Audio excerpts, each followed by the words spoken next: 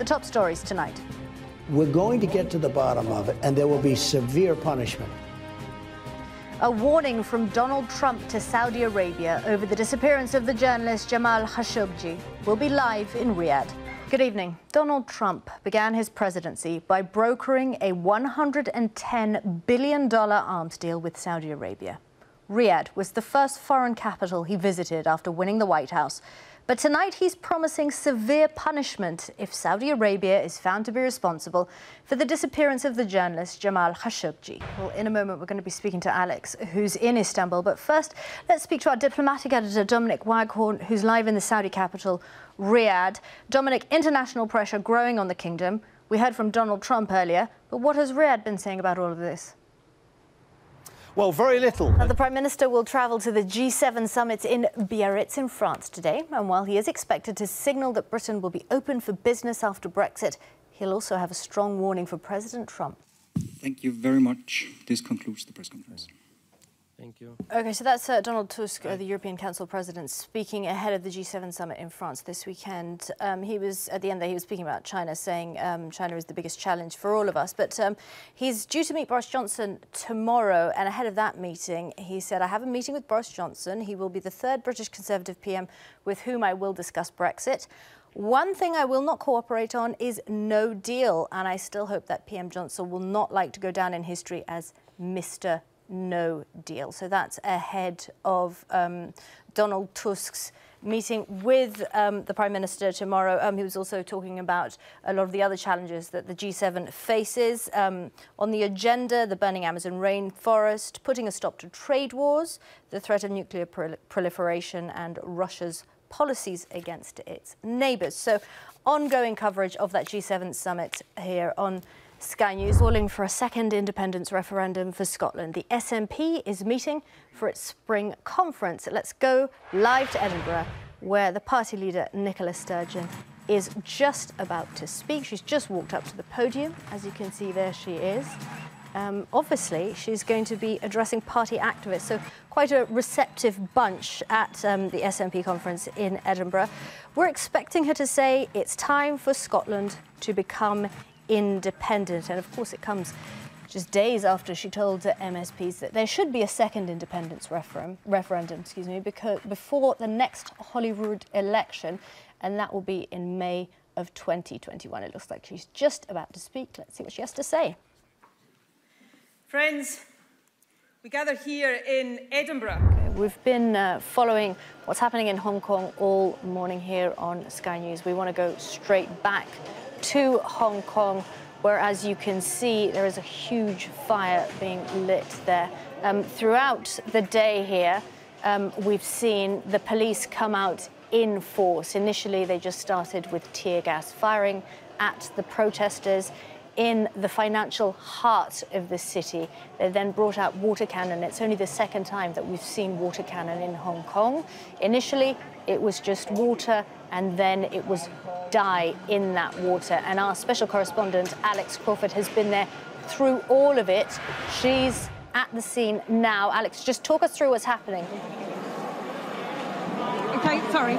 We are... Operator suspended some services to try to stop people gathering, but they made it to a sports stadium, again in this container port of Kwai Chung, and then they marched to nearby Tsuen Wan. And as you can see, they've been throwing rocks. Some people have dug up bricks from the pavement to use as ammunition, throwing them at the police.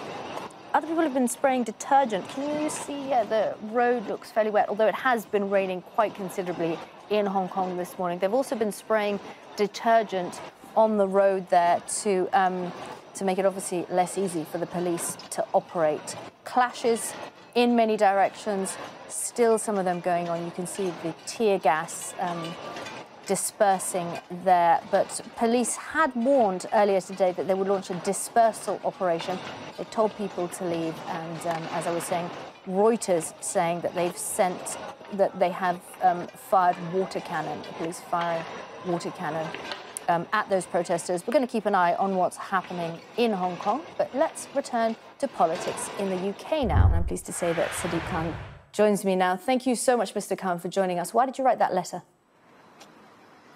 Well, look, I know from London, speaking on a daily basis to Londoners who are EU citizens. So ending the free movement, you say, of labour in your letter, but the free movement of people, I mean, isn't that Brexit? Well, if it's the case that we eventually leave the European Union, but I understand there are some people who want us to leave the European Union. I mean, the majority... What's clear to me Sorry to jump in. I mean, the majority, there was a referendum. We voted for Brexit. The law says we're going to leave. Well, you tell me how many of those who voted to leave the European Union voted for a no-deal Brexit? That wasn't the question. The question on the referendum was whether they wanted to leave the EU. Well, that's because, and I was involved in some of this, that's because of the arguments made by those who were campaigning to leave the EU, is it'd be the easiest deal to make with the EU in history. Good afternoon. Welcome to Sky News Today. We start with breaking news this afternoon. It was at the crossroads of Ufton Lane and Lambsden Hill near Salmstead. Forensic officers are on the scene now. The police officer has been named as PC Andrew Harper from the Roads Policing Proactive Unit. This is a live shot from the scene now. Now, the people arrested are aged between 13 and 30. The Deputy Chief Constable of Thames Valley Police says they are devastated by the loss. Well, the Prime Minister has tweeted and he has said he's deeply shocked and appalled by the death of a brave officer on duty in Thames Valley last night. He says his thoughts are with PC Harper's family, friends and colleagues at this terrible time. He added that it's the most powerful reminder that police officers up and down the country put themselves at risk every single day to keep us safe. Let's speak to our Home Affairs correspondent, Mark White, who's in central London. Mark, what do we know about what happened? Well, the incident unfolded at 11:30 last night. Now, as we were hearing earlier, PC Andrew Harper was killed while responding to a call-out to a burglary on Thursday night. Recent Home Office statistics point to a rise in assaults against police officers. And joining me now is a retired officer and campaigner for protection of police officers, Norman Brennan, and he was attacked twice in the 1980s while he was on the beat. Norman, thank you so much for coming in this afternoon. You were a copper for 31 years. Why did you join? Well, I joined because it was... Dan Dalton started his career as a journalist, spending much of his time writing about mental health, but he's now turned his attention to writing novels. What was the first step? How did you think, OK, I have a problem, I need to deal with this, I need to see someone about it? I was married. The marriage started breaking down. It's quite unconventional, the way it's written. I've heard it's like a confetti of words. Yeah, it's been described a few ways. Was it in any way therapeutic in actually writing it and having it published and seeing the response it's got? Oh, absolutely, yeah. It's a very cathartic thing. The storm started as a tropical depression 2 weeks ago in the Mozambique Channel. It made landfall near the town of Beira in Mozambique last Thursday with winds of more than 100 miles an hour. It then hit Zimbabwe and Malawi. We've been speaking to World Food Programme representatives who are in Beira, and we asked them to talk to us this morning, but the infrastructure in the town has been so badly damaged that there isn't even any mobile phone signal for a phone call. So we're going to talk to Hervé Verhoezel, who's a senior spokesperson for the WFP in Geneva. Hervé, thanks a lot for joining us this morning. Talking to your people who are on the ground in Beira, what's the situation there now? The situation is basically catastrophic.